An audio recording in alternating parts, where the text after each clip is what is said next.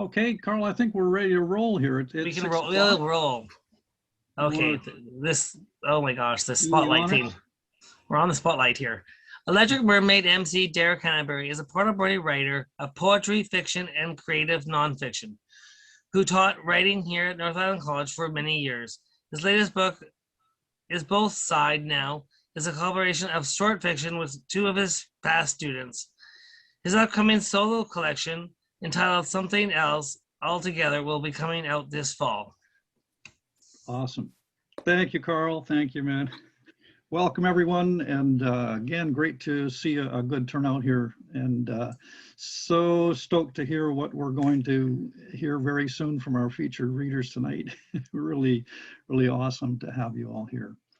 So let me start out by saying we're coming to you from the unceded territories of the Hepatcheseth and the Sishat First Nation here on Vancouver Island.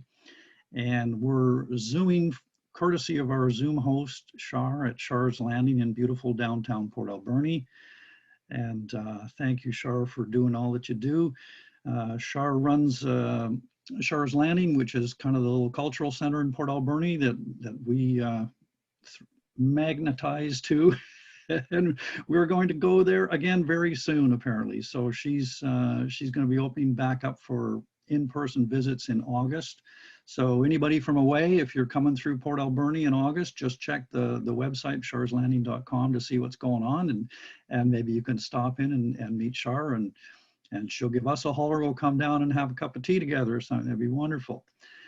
And so that's going to be in August. It'll be going back live, and we'll be Zooming at the same time too. So for those who are at a distance, you'll still be able to stay connected if you like. And we'd love to have you there. Yeah, thumbs up, Jennifer.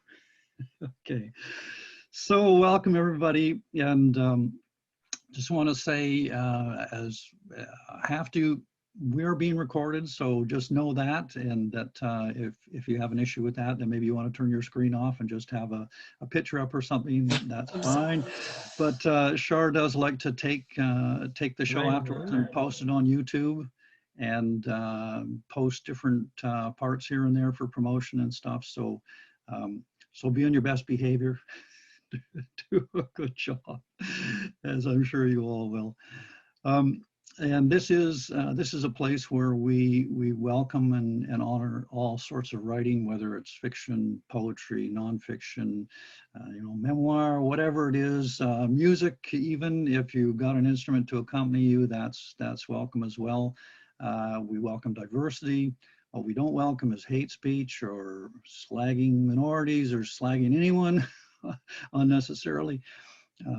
And so we've not had an issue with that, but we feel like we need to say it every time just to make sure people take a good look at what they're about to read and consider that. Anyway, I'm going to just jump in and get things started, because we've got Francine Merasty, who's on the road right now, and she's hopefully we've still got connection with her, and she was going to sort of do the hosting. It's Indigenous Month, and she was going to introduce our features, but because of her risky connectivity, said, no, you better find somebody else. So at the last minute, Jeneva Tutti's jumped in. We're really grateful for that. But right now, I'm really excited to hear what Francine's got to offer. Francine's a very gifted poet, lawyer, and we had her as a feature not so long ago and enjoyed it very much. So glad you can join us, Francine. Yeah, well, I'm glad to be here. Thanks for the invite.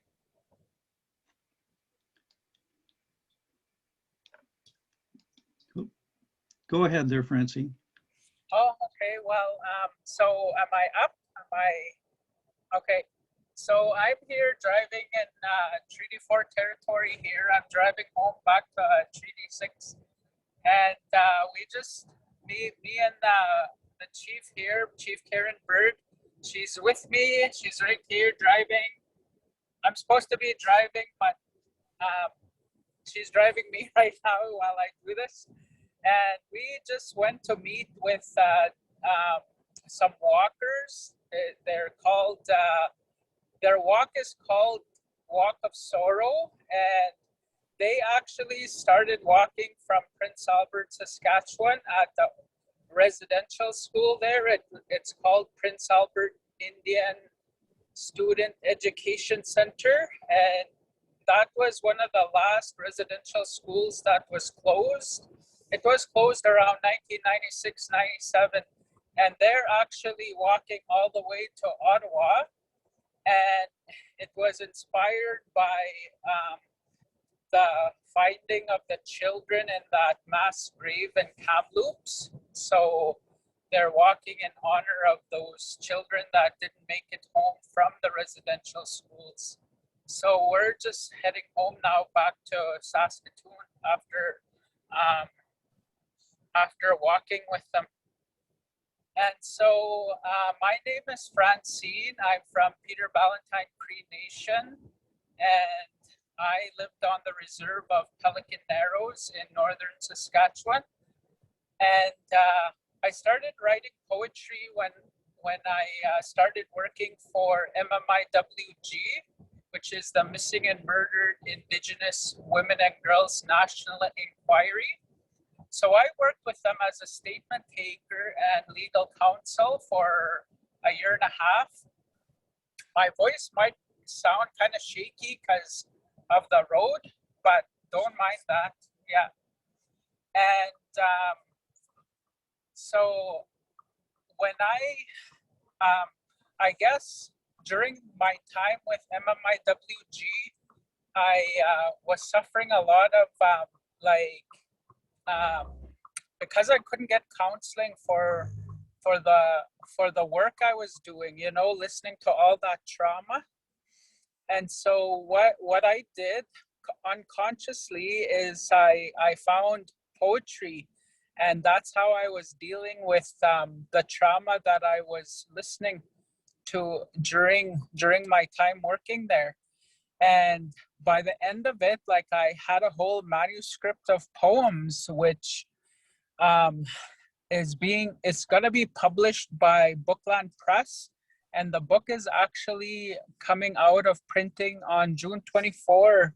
So if you want to order a book, it's gonna be found on Amazon, and it's called Iskutiu Iskuyu, which is Cree for fire woman. I wanted to say fiery woman, but the closest translation that I could find was fire, so fire woman.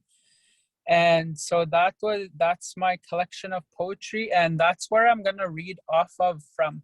So because I didn't prepare, I didn't bring any of my poetry, I have to read it off my phone here. So I'm not going to be looking right into the camera because I have to find the poetry and read it.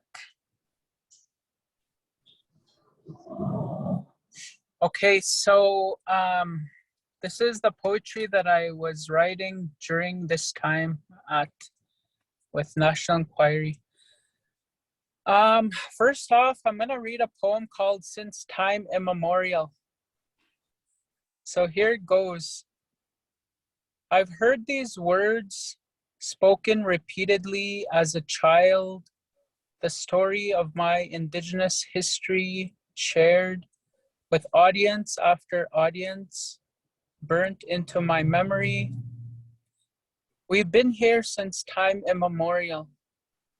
It means a time so long ago, people have no knowledge of it. How long has your family lived in Saskatchewan? My law school application asks. I pause for a moment, then write, since time immemorial.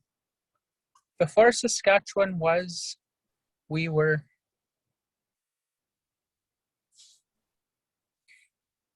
This one is called Incarcerated. Living free since time immemorial, till people from another land incarcerated the original peoples in reserve lands, incarcerated them in residential schools, incarcerated them in child welfare systems, incarcerated in jails, Canada was not built for the original peoples, but to incarcerate them so that others could enjoy the bounty of the land. For the past 150 years, incarceration nation. This one is about my time at PA Indian Residential School, because I'm a third generation survivor of the residential school system. My grandparents went, my father, and then us, my brothers and sisters went as well. It's called PA Indian Residential School student. It was the late 80s. We were still babies, supervised by ladies. Far from home, lined up like inmates, girls crying at night, souls slowly dying, kids running to get home, caught they had to pay. Leave it in the past, get over it, they say.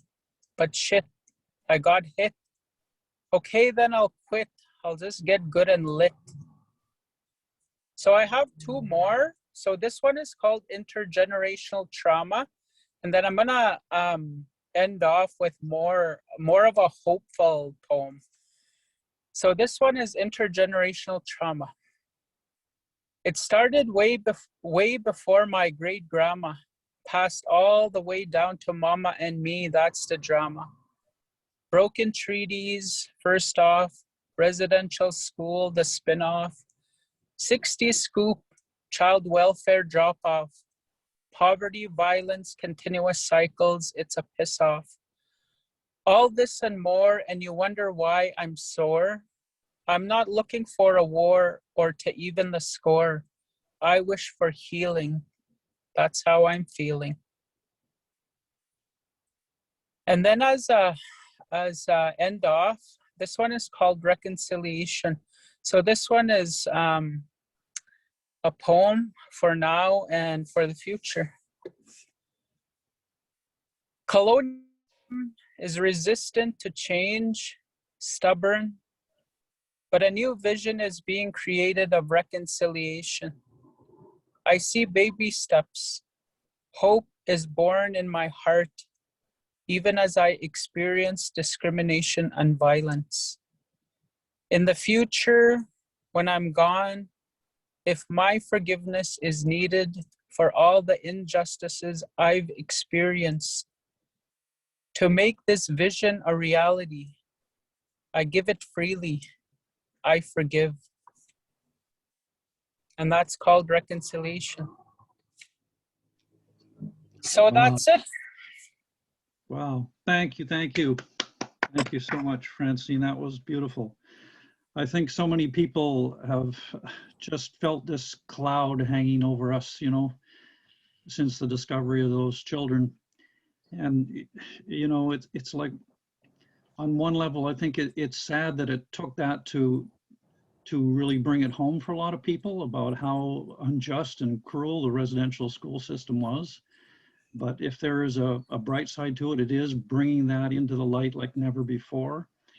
And I think there is this upwelling of a longing for healing in so many hearts right now for that. So thank you for sharing that. And God be with the walkers going all the way to Ottawa. That's a powerful statement.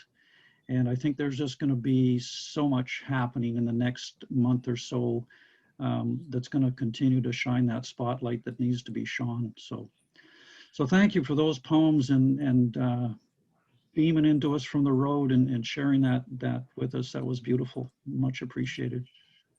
You're welcome. So I'm gonna have to go now.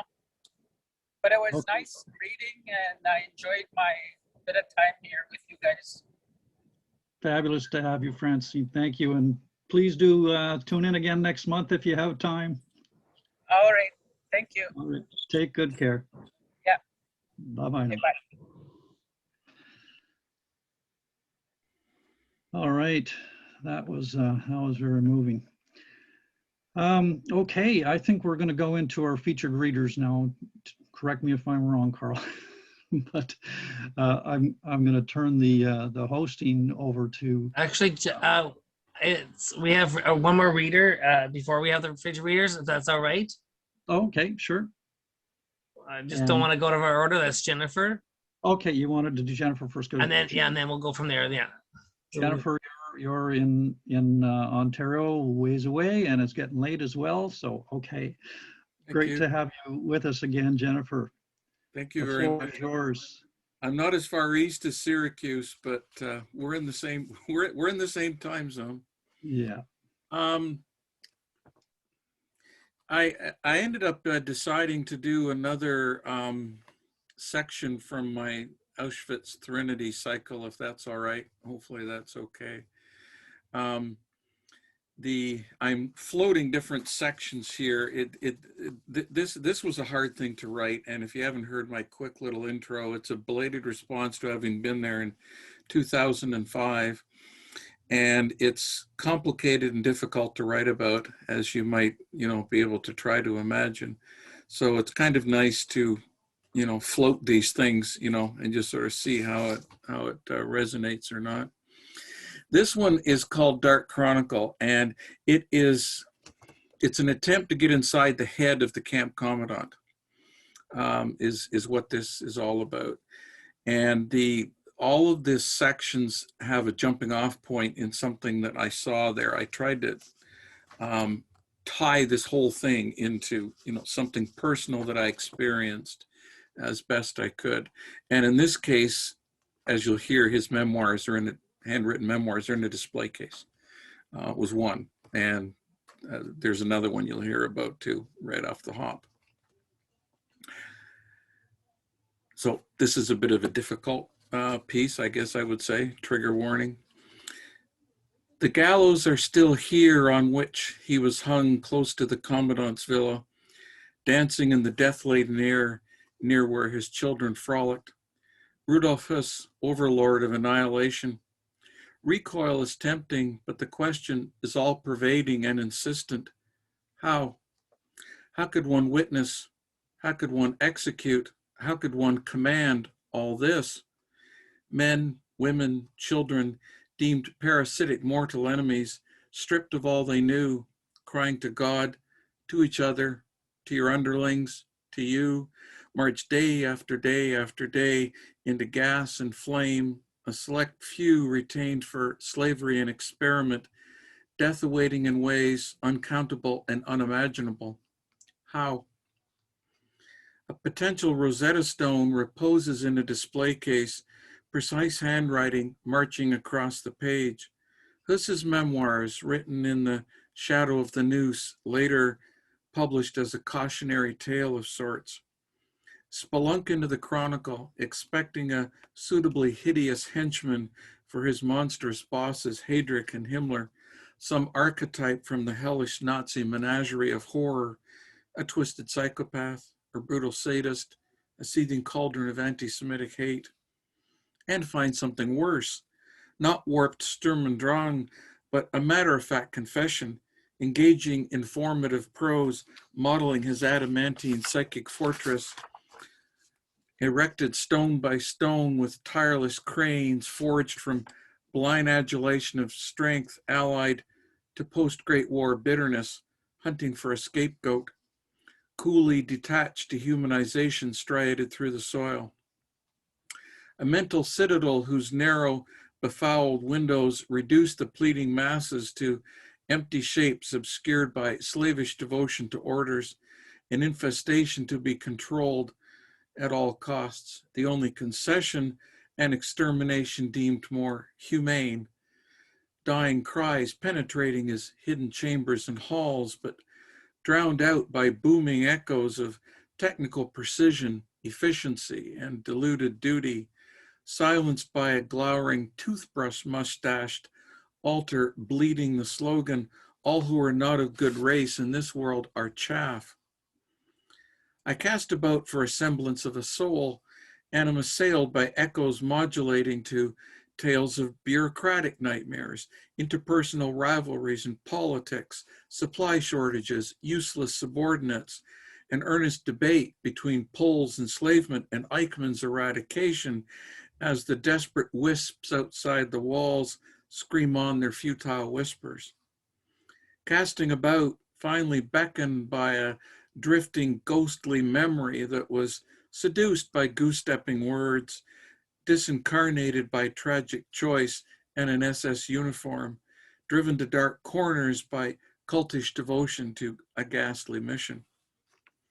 But come down into the crypt and find him as a boy who wanted to be a priest, a boy broken by an assumed betrayal of his confessional, light and life blindly forsworn step by step, divine faith perverted to fatal mesmeric idolization of party and power, vaulting upward from these innocent depths, stone by stone, to the peaks of the deathly edifice, throwing fiery shade on the ensouled multitudes deemed chaff.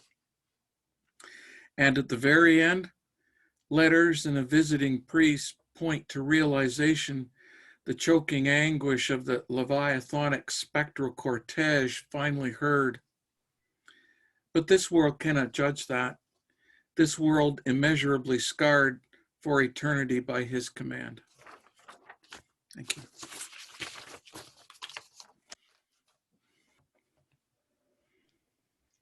Thank you for that, Jennifer. Powerful. Yeah, it's all over the world, isn't it? we live in such an interesting time. It is, and it doesn't go away, and Yeah. the echoes of that sort of thing are still present / coming back. Yeah. And this transition we're going through that moves towards, true acceptance of cultural diversity and valuing everyone equally is so slow sometimes. It seems so slow, right? But I remain hopeful that one day we will get there. One day. Anyway, thanks for sharing that. Appreciate it. And we'll let you go to bed now if you want to know. It's getting late there. But we love you to hang around and listen. Love you to hang around and listen for a while. All right. Okay, now I think I'm on target to pass things over here, and Jeneva Tutti has graciously accepted stepping in at the last minute to help out where Francine Merasty was unable to fulfill the role. And so, Jeneva, I'm just you're out on Ucluelet right now, are you? Yes. Yes. Sweet. So grateful to you for stepping up to the task. Sometimes I think it's better to just find out at the last minute, and then we don't have time to get nervous or anything, right? We just do it. So welcome, and I'll just turn it over to you to introduce our featured readers tonight. Chu, utlabah pahtik, yushawa saksumbah, uhukwatah yaksu paskan, uhukwatah no yaksu Brian Mac, tukwa at uhukwatah nanan yaksu sichko humis, uhukwatah nanan yaksu Doug uhish Winifred Mac. Tsawanaka hakwa eras, uhokwa chakup, tsatsukta, unaka pish Charlie. Chu, my name is Jeneva Tutti. I am a woman from Ucluelet, and I am, my mother was Maureen, my father was Brian. My grandparents were Sam and Barbara, Winifred and Doug. And I have one child, and my hubby is Michael Randall, and I have one cat named Charlie.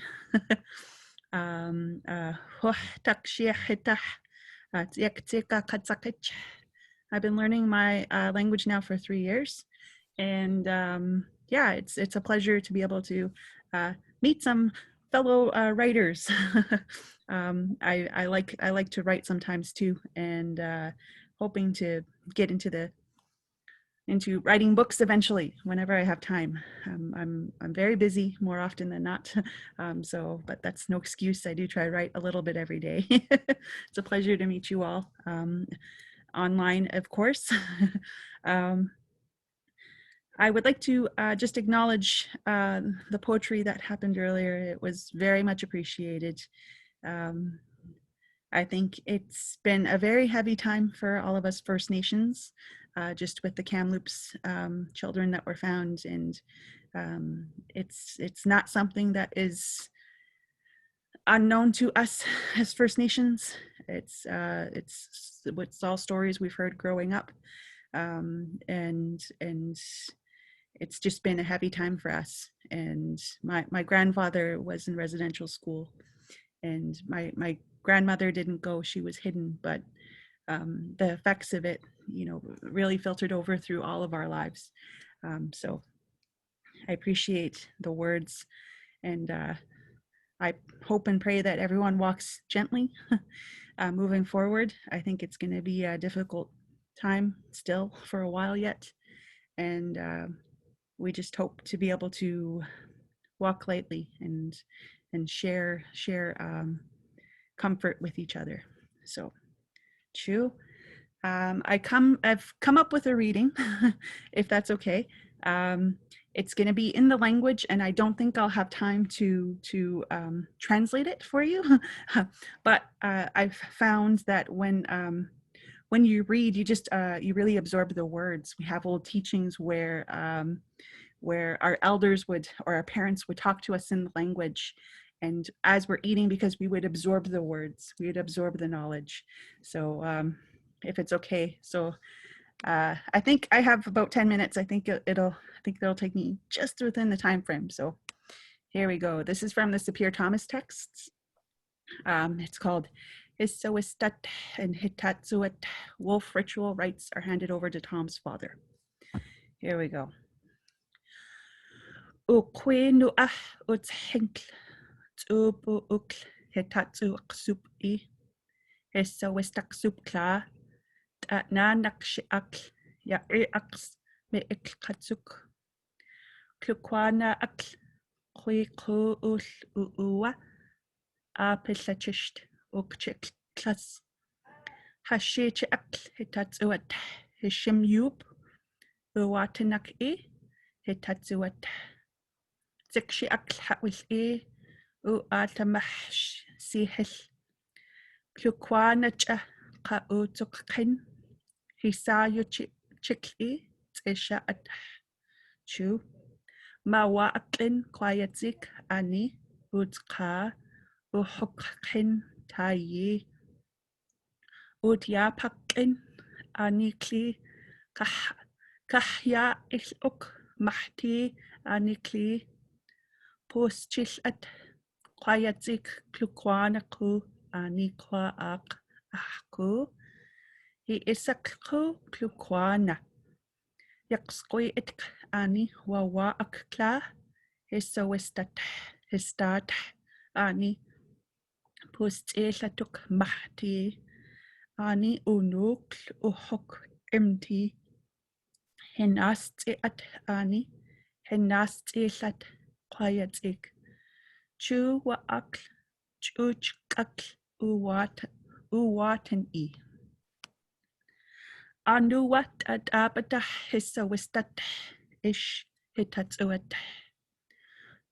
Chu kwa enme ikl hawih hayuk yulu ilat hitze. Hawih hayak yukwa hitatsuat hawih. Chu wa akl hawih I yulu ilat apakin wa akl. Akwal shchiat.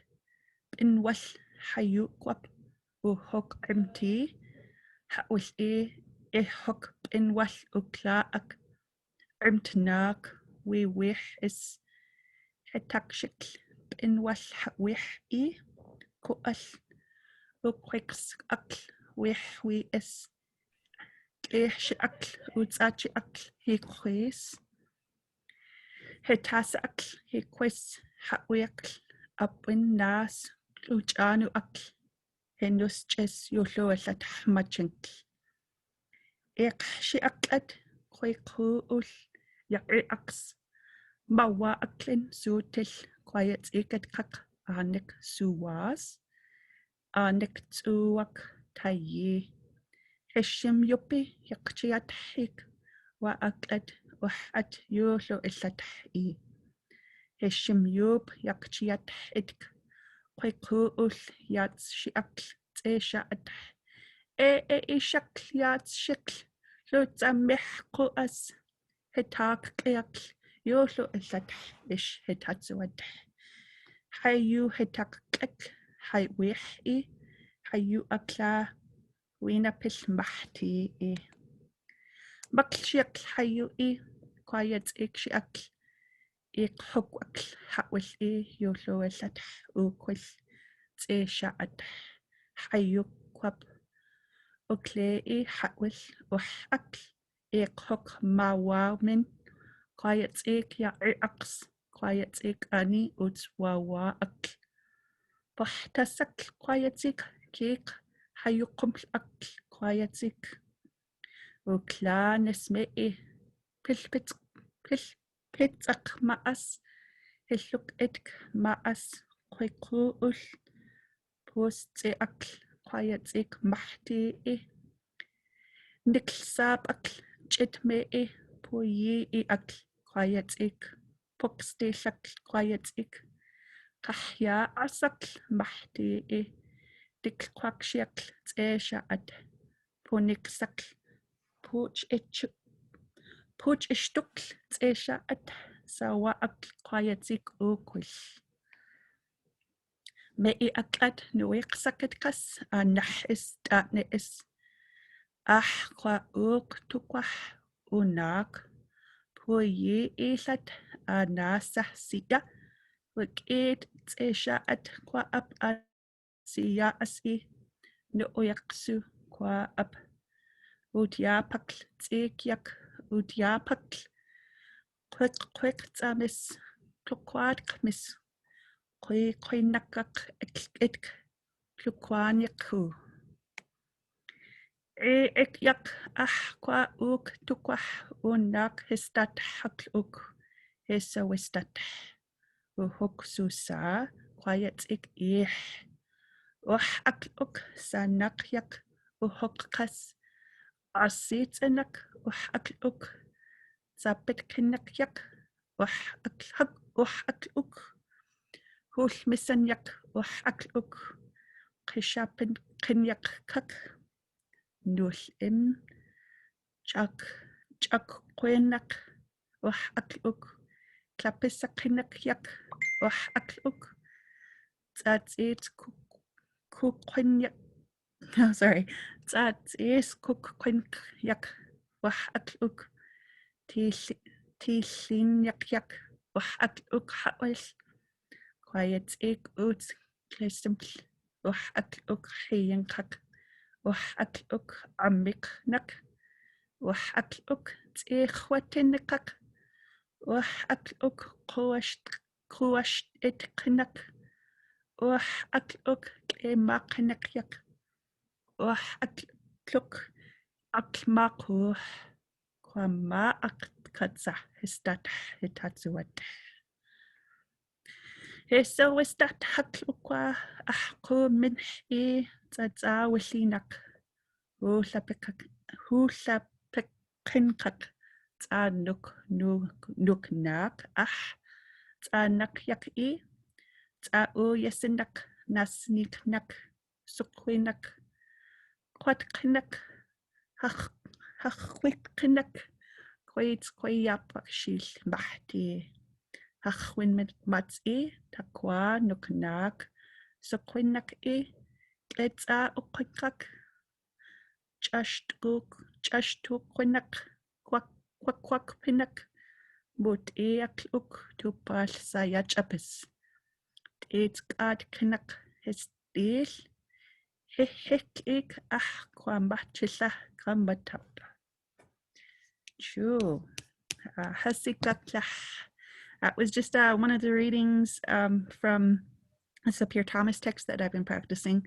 I'm still a learner myself with language, so I'm trying to practice as much as I can. So, Beautiful. it's Can I jump in there, Geneva? I just want to just say how it's amazing. I can feel the energy of that language so strongly. It was really quite powerful. And I understand you're doing your PhD in language, right? And working to preserve Nch'Anlek language, right? And so I thought maybe we could just throw it open for question and answer just for a couple of minutes before we go on to the featured readers. If you're comfortable with that, that would be awesome. Yes, for sure. All right, great. So so how is it going? I'll start it off. Just I'm wondering how it's going in terms of preserving language here on the island. Are there lots of young people starting to become fluent?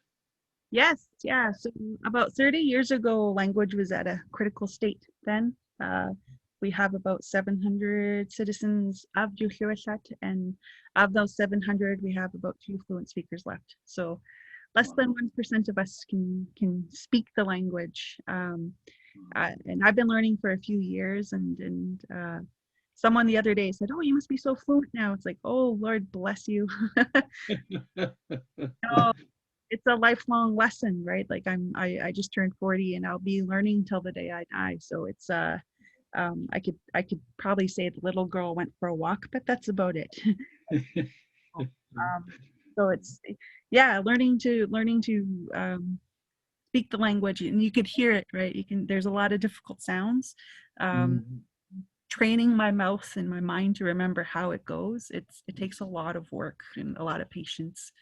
Yeah, I had about 30 students this year. Wow. And I'm teaching them, I often feel bad for them. I'm like, it's the blind leading the blind. But we went from 10 students last year to 40 this year. So it's growing, which is amazing. Yeah. So that document that you just read, what I recognize some words, like I recognize etatsu. I thought I heard esawista. Yeah. Yeah, and did I hear sishat? Yep. Yeah, okay, yeah, I picked up a few there. And of course, chu, right, which is that sort of great universal greeting is fantastic. You might help us say, it's like chu, right? It's a very short little chu. Yes. Yeah. Okay. All right. Okay. So what was that document that you were reading? Can you just kind of summarize it a little bit for us? For sure. Yep. So that was just a story that was, I think, probably told to Sapir. He was in Asia probably around 1939, and he really helped get the alphabet going. Like our Nch'Anlek alphabet has 45 letters, where English has 26. So, so this is just a story about. Hold on here. Let me pull it up.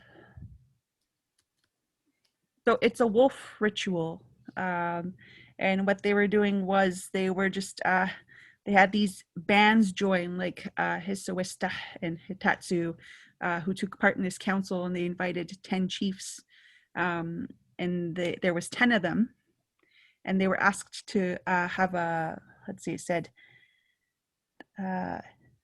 Hitatsu had loaned a war canoe to a neighboring nation. And they paddled off to a nearby area, and they landed on a beach, and they brought wolves, and it was it's like a transformation story type thing, and it's one of the older stories that's told. There's a lot of stories out there, but not too many about Ucluelet. So they had like wolf blankets, and they're bringing a woman. What was it? We're bringing woman her wolves because they belong to her, and it's actually kind of a gruesome story too, because they talk about a father that was eaten alive type thing. So that's why I didn't really want to get into like, oh, here's the story to summarize it. It's actually gets quite dark, but yeah, it's one of our old traditional stories. I really actually wanted to do pitch woman. She's a woman that she'll actually glue the children's eyes shut, their eyes and their mouth. Pitch. She'll do them at night, and Like when we were bad as kids, my cousins and I, that was the story told to us. They're like, pitch woman is going to come get you at night if you don't behave. And it was told to us in language, and it was just done so well that we got scared. So it still sits with us today. And I didn't understand it fully until I started learning language. I'm like, this is really dark and scary. So, yeah. So, but yeah, that's just a summary. Not everything translates over. So it's kind of hard to summarize a story where some of the words I don't even recognize as a language learner because it's old language from like the 1930s. So it was a terrible summarization, but it's hard to break it down. Gives us a taste. Absolutely. That's great. If anyone else has a question out there, you just feel free to unmute or throw it in the chat and I'll pass it along. Well, I would be Go. curious. Sorry. Go ahead, Bill. I'd just be curious. I mean, if you said you had 30 students, and is the darkness of some of these stories, and I don't know if they're all dark, but is that a bit of an appeal in terms of? I don't know. I'm sorry. It just. Probably like the number one thing, as with anyone, whoever's learning a language, the question I get the most is, what are the swear words? First thing you have to learn. And the elders, Lord bless them, they're very demure. They're like, we don't have swear words in language. There's none exist. So yeah. But what I've found over this past year is they really want to connect back to their roots. Most of my students are away from home. They really just want to come back to understanding who they are. And like them, I found myself through language. I'll be teaching and I'll be learning for the rest of my life. So it's definitely a passion of mine. And I was very dedicated this year. I taught 5 days a week on top of going to school and being a member of legislature and working at Parks Canada. So, there was no excuse for me. And if I had to do it, then you had to do it too. So, yeah. I think Joy had a question before we go on to our next. I think Joy had one. Yes, am I unmuted? I can still Yep. never. It's probably double-barreled.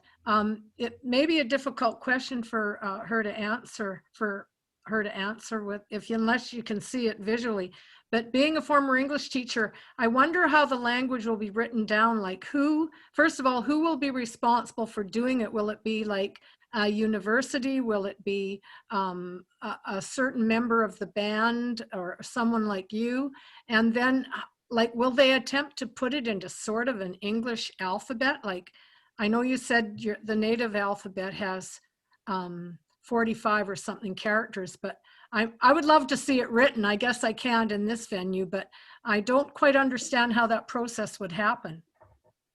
Yeah, for sure. So yeah, we follow we do have our own alphabet. It is written, and that's mostly how I learned. That's how most of myself and my fellow students learn. It's not, we all don't have access to an elder. I'm one of the very few lucky people. I work with Bob Mundy, and I have been for 3 years, and to have access to a fluent speaker that understands all that is really, I'm one of the lucky ones. Some nations nearby don't have any fluent speakers left. So whatever was written, however small it may be, that's all they have. It's Bob and I did 512 phrases in language. Like we try to, his goal and my goal is to try come up with stuff that we can share, that people can learn from, because we don't know how much time we have left. I think I mentioned this before with the previous session. As the students, we really go through our highs and lows where you're looking at the clock and you just feel that pressure on your chest and you just want to learn as much as you can, and it just weighs really heavy on you when you realize how little is left. And it really hurts, it makes me want to cry, but I'm lucky and I'm fortunate, and I just want to keep learning and growing and not focus so much on, what may be. I grew up with a Christian grandmother, and she was always just be thankful for what you have and keep moving forward the best way you can. And her teachings guide me every day. So that's what I try to do. Well, I find you very inspirational, and I think I'm now inspired to learn some words in my grandmother's language, my great-grandmother's language, which was Manitoba Cree. I'm determined I'm going to learn some of that language now. So thank you for that. Thanks. Okay. All right. So then, Derek, we'll turn it back over to Geneva then for the features. Is that right? That sounds like a plan to me. Okay. All right. Go ahead, Geneva. All right, so I would like to introduce Francine Cunningham. She is an award-winning Indigenous writer, artist, and educator. Her debut book of poems, On Me, is nominated for a 2020 BC and Yukon Book Prize and a 2020 Indigenous Voices Award. She's a recent winner of the Indigenous Voices Award in the 2019 Unpublished Prose category and of the, I'm so sorry, Hinchin Foundation Reveal Indigenous Art Award. Francine's fiction has appeared on Grain Magazine as the 2018 Short Prose Award winner, on the Malahat Review's Far Horizons Prose Shortlist, and Joyland Magazine. So Francine, here you go. Hi. Thank you guys. Sorry for having me. Yeah, so I don't know if I can get it in my book in, but there it is. So that's my book of poetry, and it's a book about just looking at my identity as an Indigenous woman in Canada, and looking at kind of like who I am and where I come from. So I'll read like one poem from here, and then I wanted to actually read a little bit from, I have a forthcoming book of short fiction with Invisible Press, and the book is called God Isn't Here Today. And so I'm just going to read a little bit of one of those short stories. But I guess to give you a little taste of this book in the Northern Lights. So this poem's called On Tradition Camping. So sometimes I get jealous when I listen to other people's stories of their traditional upbringing, but then I think they never had KFC. To hear some of my contemporaries tell it, they were raised on bushmeat, fresh air, and wild springs. They lived all traditional. I lived in the city. We went camping in the driveway of my grandparents' trailer park, in the camper they drove when they sold at powwows. So that's just like a little bit of a funny poem from my book. And my book's filled with, like, I hope, a lot of little funny poems, and then some serious ones, and all over the place. So yeah, I'm just gonna read from the story because I don't want to run out of time. So this is actually the first story in the collection, and it's called Asleep Till You're Awake. Okay. Sorry, I'm just reading it off my computer screen. Okay. My dead mom was sitting in the waiting room at the walk-in clinic. I was there because I'd been falling asleep in weird places. The first time happened in a grocery store. I was holding 2 boxes of cereal, and I got so tired, I sat down in the aisle. I never used to just sit in grocery stores, but when you get that tired, you have no choice. When your eyes are burning and the blinks are coming slower and slower, it becomes impossible not to sit. So I sat, and then I leaned. I should never have leaned. I should have sat straight like someone who does yoga, but I don't do yoga. I don't even stretch, really. So I was sitting, then leaning, and then a man with a brown coat and black sneakers was shaking my shoulder, asking me if I was dead. Okay, he was asking if I was fine, but basically that's the same thing. So he asked me if I was fine, and I said no. And then he just walked away. Like, who does that? I said, no, you're supposed to help. But he walked away, and I got up. I didn't even buy any cereal. I just went home. And the days kept happening like that, being shaken awake by strangers with glasses, or lumpy sweaters, or stinky breath, or frizzy hair, or dry patches of skin. It was annoying. So I went to the doctor. I sat in the office for like forever, and then she was shaking my shoulder, the doctor, waking me up. I mumbled an apology that I didn't mean. How many of those do you think we do in a year? Apologies we don't mean. I must do 100, or maybe more than 300 even. I don't know. I should track it like a food diary addict tracks calories, but I know I won't. This doctor, she was all in my face asking me questions, like, I just got up, lady. Give me a second to breathe. And you know how it is in those offices. They're like little rats scurrying from one beige office to the next. 5 minutes staring into the desperate eyes of a person wanting to feel better from a cold that's caused by a virus, and there's knowing that there's nothing they can do. Like, have you ever seen a bus ad before a person? Fluids and rest, stupid. No, rich people don't take the bus. They never see the ads that us poor people do. Oh, I should mention, I didn't go to the walk-in clinic by my house. I went to the neighborhood with houses that were all the same house, ones that were sectioned off into different apartments and suites like mine, overflowing with kids learning to play the trumpet and clothing on balconies. I decided that for this sleeping thing, I needed a real big shot doctor. But guess what? This doctor had the same dead-eyed look that the ones near my house did. Like they were staring at you thinking about roasting a chicken for dinner. Anyway, this doctor, she told me to go a place to get my blood drawn, that it was probably nothing, that I was overreacting. But she would order the blood test anyways, because it couldn't hurt. And I thought she only did that because maybe she made extra money if she sent people to the place to get their blood drawn. That maybe she only got paid if she did something other than say 2 sentences in the small office with one window and a hard bed covered in tissue paper. But I don't know. I never went to the blood drawing place. I don't like needles. When I came out of the doctor's office, I saw her, my mom. No, I should say my dead mom. She was sitting in a chair reading a magazine, a boring magazine too. One she would never have read when she was alive, one about gardening, or at least it had a flower on the cover. But she was reading it anyhow, and she had her legs crossed just like I remembered her always sitting. One foot caught behind her calf, her toe keeping everything in place. Her hair was the same.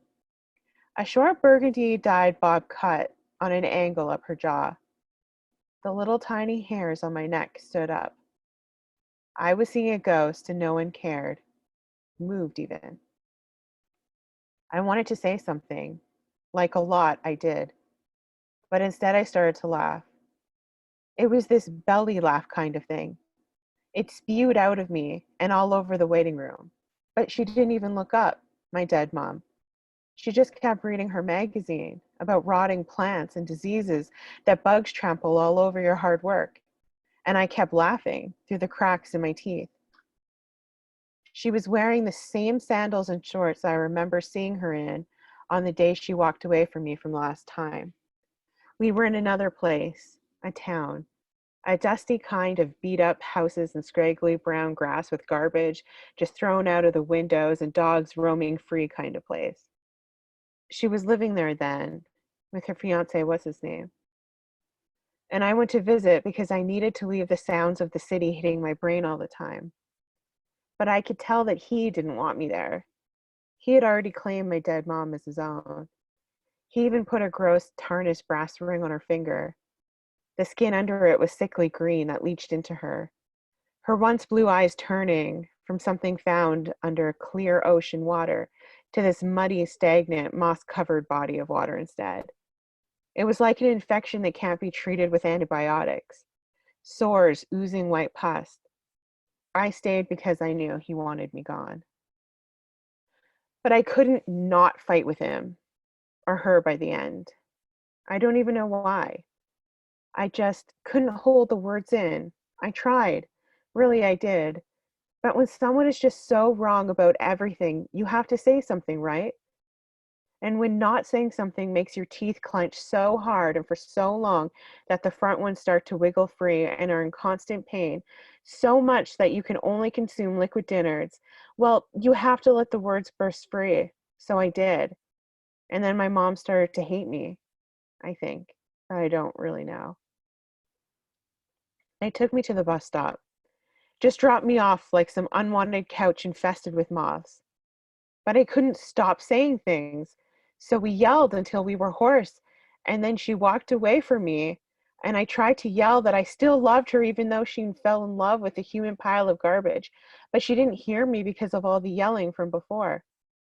And she didn't turn around. And then I heard on the phone one day last month that she was dead.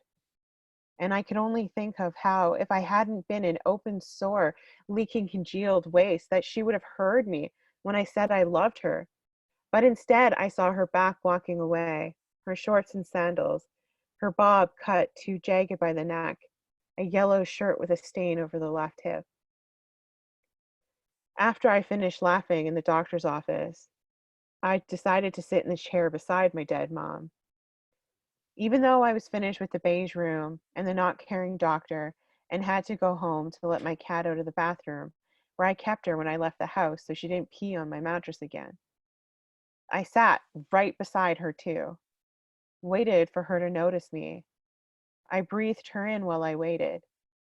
She had this lilac perfume on that I thought smelled kind of gross, because who wants to smell like a dead plant baby?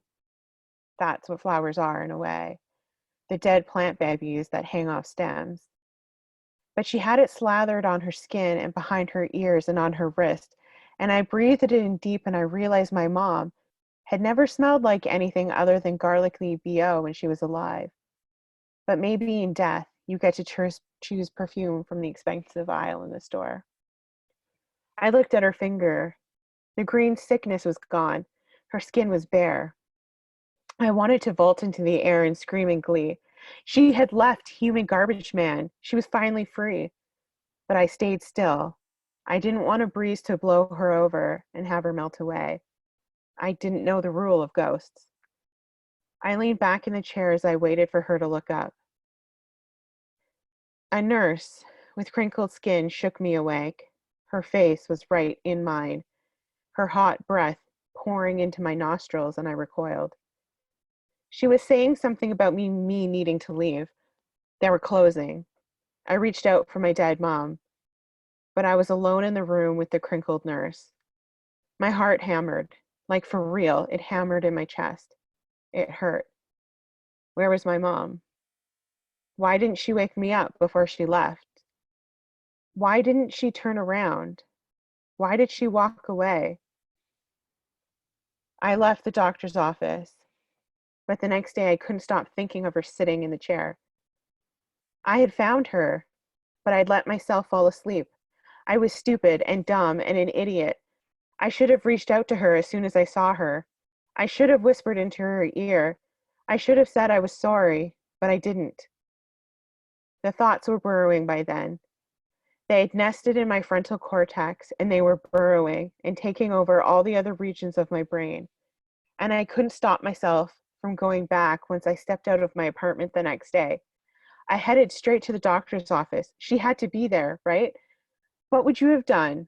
Just not gone back when you knew there was a chance that your dead mom would be sitting in a chair waiting for you? But she wasn't. Not the next day either, or the next, or infinity of days waiting. I sit in her chair now when I wait for her, the one she was in when I saw her, and I still smell the flower perfume, not like a lot, but a little, like a whiff of something. Like when you're sitting outside in the summer and the breeze carries a hint of rotting garbage and you want to get up and go inside, but it's just so nice in the sun, so you just smell past it. And when I sit here, I imagine following her back to where she came from. There must have been a portal nearby, or maybe a gateway to heaven, or maybe hell, or maybe when my mom died, she went to live with aliens. She was always talking about aliens, reading about them too, and watching YouTube videos filled with men yelling at the screen about how they were coming to get us. But I don't really know anything about that. Why would aliens be interested in such a garbage planet filled with such garbage people? I guess maybe they only came for the penguins. I would travel the universe to watch penguins slide around, wouldn't you? I try not to fall asleep when I sit waiting for her.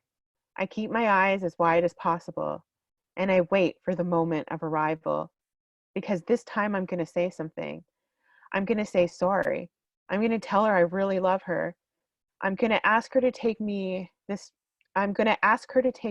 her this time, to live with the aliens or in heaven or hell. I just don't care. Thank you. So that's, yeah, a short story from my forthcoming book. It's like a fabulous horror, all sorts of genre short story collection. And this story was just published in the latest issue of the Malahat Review. Yeah.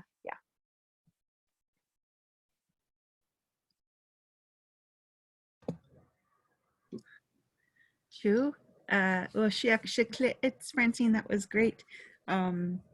It's funny when you're talking about like connecting with your mom. My mom passed away some odd years ago, and sometimes when I'm like in a store, I swear I'll see her, and I'm like, and then I'll forget for just a second, and I'm like, oh right, she's gone. So thank you for sharing that. Awesome. So we're gonna go over next to we're glad to have Brennor Jacobs and Brendan Bomberry with us. They co-authored, oh, I'm so sorry, I'm gonna try. Akwatser Kowa, My Big Family. Turtles Back Publishing, a division of the Ontario Native Literacy Coalition. The book was named winner of 2021 Indie International Book Award. Congratulations. My Big Family dives into the world of lacrosse from an Indigenous perspective, as the authors look to discover just how big of an impact the game of lacrosse has made, and portrays Canada's national sport from an Indigenous perspective, which is great. So Brennor Jacobs is an Oneida Nation Turtle Clan from the Six Nations Grand River Territory, a graduate of Brock University, where he completed his undergrad in business communications. Jacobs attended the Kawaneo Language Immersion School, where he was able to learn the Mohawk language and gain a deeper understanding of his culture. As a child, he taught himself to read by following the stats of the summer leagues and the national. He's also completed other projects for the Ontario Native Literacy Coalition, including in Anishinaabe language materials and workbooks. Welcome, Orkumba Ete Itsu Brennor.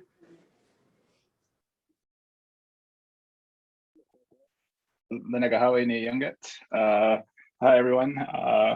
My Mohawk name is He Carries Water. Brennor Jacobs is my English name. And I'm from the Six Nations of the Grand River Territory here in Six Nation, here in Ontario, sorry. The game of lacrosse is deeply entwined within our culture here at Six Nations, as well as other Haudenosaunee communities. To me, this project is special because me and Brendan really wanted to bring to light just how incredible the lacrosse community is, not only like within our own Haudenosaunee communities, but the like growing lacrosse community around the world as well.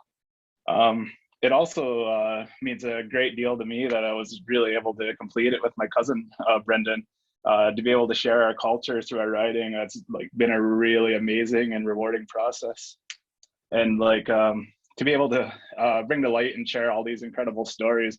It's really been captivating just to hear how far the sport has gone, and like how uplifting the game has been. That's really means a lot to me as a Haudenosaunee person, and I really hope that me and Bombs have written something that kind of captures our love and passion that we both share for the game. I thought it was a really big honor to have our work recognized, and I thought it was a really big achievement, and I really hope that me and Brendan really added to the legacy and pride of Indigenous artists everywhere. And we really hope that our work kind of continues to inspire and our own people to kind of excel in their own personal aspirations. So for me, I wanted to read a piece or an article from our book, Quadri Like Goa, called A Teaching Game with Darius Kilgore.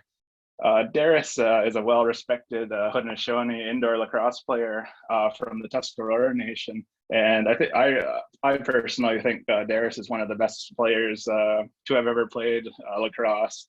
And like, even though his career had been shortened because of injury, he was able to win like numerous world and national championships, including 3 straight for my hometown at Six Nations.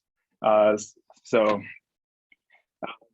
our nation has a long history in the game of lacrosse, originally inhabiting what is today called North Carolina.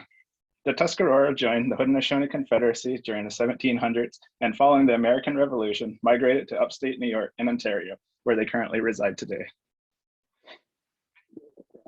Have come from the Tuscarora people, and traditional wooden sticks made in the Tuscarora Nation were very popular during their prominence in the game. Names like Pedersen and Bissell have found themselves in the Ontario Lacrosse Hall of Fame, being recognized for not only their tremendous play, but also their dedication to the game. For other Tuscarora players, like the Kilgore brothers, to flourish and thrive in the game, much like they did throughout the 1990s, winning numerous championships and some of the game's most prestigious hardware. Pass that success on to the next generation of stars, and with their wealth of knowledge and talent, it should be no surprise to see Tuscarora and other Indigenous players as a whole rising to prominence in the near future. Part of culture. And they have come to identify with the game as their own. One man to instruct the next wave of stars is one of the most successful coaches of all time, Canadian Lacrosse and National Lacrosse League Hall of Fame inductee, and the first person to have his number retired in the National Lacrosse League, Darius Kilgore. His father, who got him into, and his brothers involved in the game, and makes note that his father was old school, grooming his brothers to be rough and tough group. Taught them many lessons along the way. And I grew up playing in the Niagara-on-the-Lake minor program. I come from the Tuscarora Reservation, and it was my father who got me started in the game of lacrosse. Although he wasn't native, he lived on the reserve and encouraged us to play the game. He knew everybody around Tuscarora had played lacrosse, and he wanted us to get into it too. So that's how we started playing. Minor program. Darius and his brothers played their minor careers in Niagara-on-the-Lake, Ontario, just across the Canada-United States border, about 20-minute drive from the reservation. Kilgore says he owes a lot to the game of lacrosse, and says the game has taught him many lessons over his lifetime.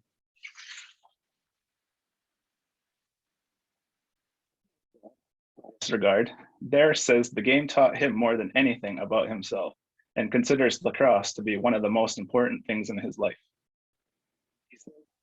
I've always respected the game as he should have. He says the game has always treated him well. Me in terms of how I approach life and how I approach the game. I always looked at the game as a warrior's game. I tried to play it that way, and I always tried to prepare for it that way. But I also think it teaches us a lot about life, just in terms of relationship and how to handle stuff when things don't go your way. To handle success, and that's also a big test. A part of every bit of my life, and it's probably one of the most important things to me. Lacrosse player in the National Lacrosse League for 8 years, Darius was the first player to be drafted by the Buffalo Bandits franchise and helped the Bandits to the franchise's first 3 World Championships in 1992, 93, and 96. Career, Darius accumulated 373 points, 170 goals, 203 assists, and was a crucial part of the 1993 Bandits team that remains itself as the only team in National Lacrosse League history to complete a season undefeated. Professional lacrosse were like, Darius chuckles while thinking, I think it was a little bit more of the us versus them mentality. Brennor, Where I think with all this, yeah. I'm sorry, your sound is really cutting out a lot. Are you, are your hands anywhere near your mic, or is it just a connectivity issue? I think it's just my connection. Oh, okay. Well, it's very it's hard to pay attention. I don't think your book is getting the short shrift because the writing is wonderful. So, just wondering maybe if I had turned my camera off for a bit, maybe that. I'm not too sure. Why don't you try that, and then if not, we'll have to buy the book. Okay, let's give it a try. Do you want to try it? Turn off the camera. We love to see your face, but we'd really love to hear your story. So, okay, give that a try. Oh, okay. It was definitely rougher. I think it was more of a us versus them mentality, where I think with all the social media today, everyone knows each other, so it's more like you're playing against friends all the time. While back in the day, it was definitely us versus them, your town against our town. That they are definitely in a lot better shape and way better coached today than we ever were back then. Oh, Brennor, I'm so sorry. We're not able to. Yeah, but I appreciate your read very much. I'll jump in because it's just too hard to grasp what you're reading. Yeah, we missed the first part of every sentence, and then it cuts in, so it's hard to track it there. So maybe we should swap over to Brendan and go from there. Okay, so Jeneva has an introduction for Brendan. I'm so sorry, Brennor. I apologize. I wasn't sure which end it was at, but it makes it it's not good for your, it doesn't flatter your book to just be able to hear half of it. We loved listening to you though. So I'm hoping that Brendan will help shed a little bit more light on it. Thank you again. Okay, thank you. I'm very sorry about that. Thank you so much for reading. And I'm actually gonna get this book for one of my sons who's really interested in lacrosse. So thank you again. Okay, I'm sorry. Jeneva, go ahead. She actually clicked Brennor. That I wish we could have heard more. Our sport here in Uthloasat is basketball, and it has been for as I can remember. So it's other perspectives. Awesome. So now we welcome Brendan Bomberry. Brendan, Mohawk Turtle Clan from the Six Nations, the Grand River Territory. Geez, I'm so sorry. Brendan's Okwenohwe name is, oh my gosh, I'm not gonna try that. I don't wanna mess it up. Which in Mohawk translates for Old Soul. From Syracuse University with a bachelor's. Brendan has been playing the game of lacrosse for 3 years. After Syracuse, he was overall in the 2008 NLL entry draft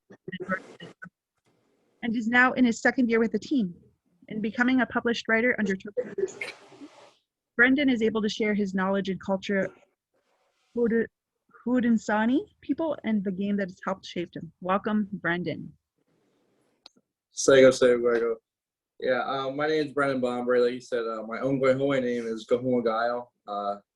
Like Jeneva said, it means old boat or old soul. And I'm Turtle Clan, part of the Mohawk Nation, and we are a part of the Haudenosaunee.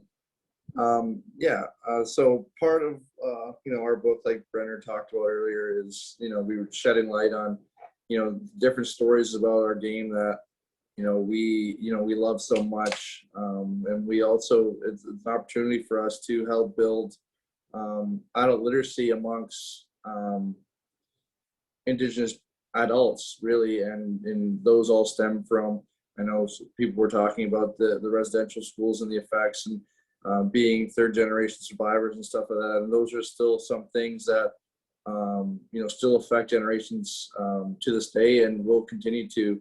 So part of our goal was to create a book and a story, or a book and reading material that would help build up their literacy and allow them to find an interesting book that, you know, that they could really get into and want to read and want to, you know, improve that literacy. So the part of the book that I chose to read tonight is, it's called An Extension of Myself, My Stick. As a male Indigenous baby, you're given a traditional wooden stick for your crib, right from the day one that you have that connection with your stick. The Haudenosaunee believe that you are born, you're given a stick, and you carry it with you throughout your life. And you're buried with your stick as you pass onto the sky world, and you continue to play. When you're born, you're given a small baby-sized replica stick. Then when the time comes to start playing, you pick out a tree that you feel that you have a connection with. This will be the tree that is used to make your stick. Only males are given sticks because the Haudenosaunee also believe that lacrosse is a man's game. It must only be played by males. They believe that women are too powerful to touch a traditional wooden stick. This is how I grew up.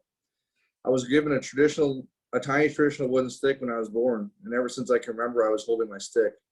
Wherever I went, my stick came with me. It was my favorite toy. Growing up, I did not care for other toys like cars and guns like many other kids. All I wanted to do was play lacrosse. We were inseparable. My first stick that I could actually play with was a smaller traditional wooden stick. It was cut down to fit my size when I started playing lacrosse for the first time at 3 years old. As time passed, woodies, as we call them, have become less and less common in the game. In some leagues, they're even outlawed from the game. This comes from people not respecting the game and using these beautiful sticks to cause harm to others. This is unfortunate because of the sticks today making it so easy to handle, shoot, and pass. It really exemplifies the skill required to use a traditional wooden stick. With the technology and lacrosse sticks today, you can pretty much have the perfect stick. Ideally, I would love to be able to use a woody, but I also love that I'm able to be creative with my sticks. Since the time I was little, I used to love to string my sticks in different ways, dye them different colors with cool designs in them. I still love doing that even today. I've been stringing my own sticks the exact same way my father once taught me when I was 8 years old. I made a pocket with 4 shooting strings across the top. The pocket is where the ball sits when it's in your stick, and the shooting strings make it sure that the ball is released smoothly when you're either passing or shooting. Without the shooting strings, the balls would hit the top of the plastic and go directly to the ground. I know this from personal experience. When I was younger, my dad used to string my sticks. Every time he would do it, I would sit there and watch him weave the strings in and out of the plastic, trying all the netting to come together so the ball would not fall through. After that, I became obsessed with stringing my sticks. I would unstring them just to try something new and restring it again. Soon, I was able to memorize exactly how I liked my stringing sticks, how I like to string my sticks, and so that I would throw the ball exactly the same way I wanted to every single time. You can tell a lot about a person by the way they treat their stick. We've always been taught that if you take care of your stick, it'll take care of you.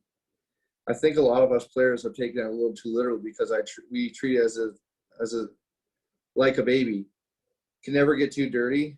Let it sit in the car when it's too hot, or leave it laying with the head facing down so the goals don't fall out. I've always been one to take extra care of my stick just because I'm a little superstitious. The night before games, I like to bring my stick to bed with me and have it lay next to me as I sleep.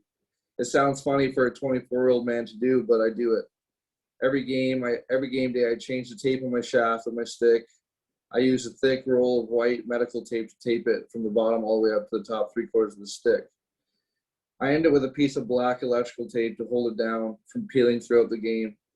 Finally, I get some baby powder and I dump it on the tape to rub it in so that it's not too sticky. As I move my hands along the shaft, much easier. Too many people. All of this seems funny and crazy all at the same time, but it's really just something that I enjoy doing. I enjoy taking care of my sticks because I think back to my traditional wooden stick. At one time, it was a living organism, a tree, and it was chopped down so that I could play this beautiful game. I know that when we use these fake plastic sticks, it's not the same, but I know that if I take care of my stick, it'll take care of me.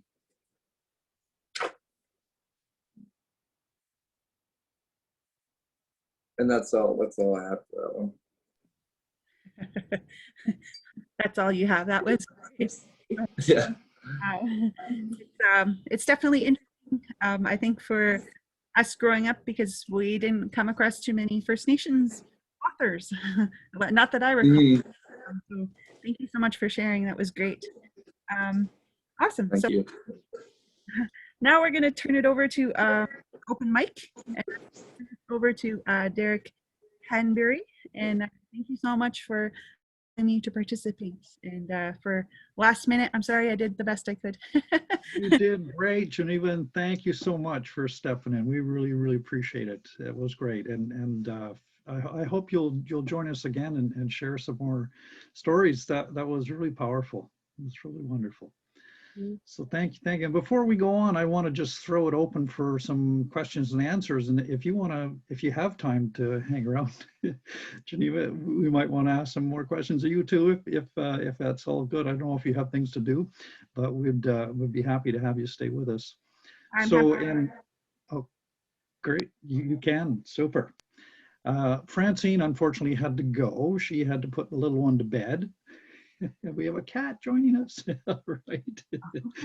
And but the two boys are still here, and Geneva's here. So if anybody's got any questions, please unmute yourself and ask them, or throw them in the chat, and I'll ask them for you if you'd rather, whatever you're comfortable with. I'm curious to find out what other materials they make lacrosse sticks out of these days. I hadn't realized that there were ones that weren't made out of wood. Okay, so I can speak? No, you have to wait. Okay.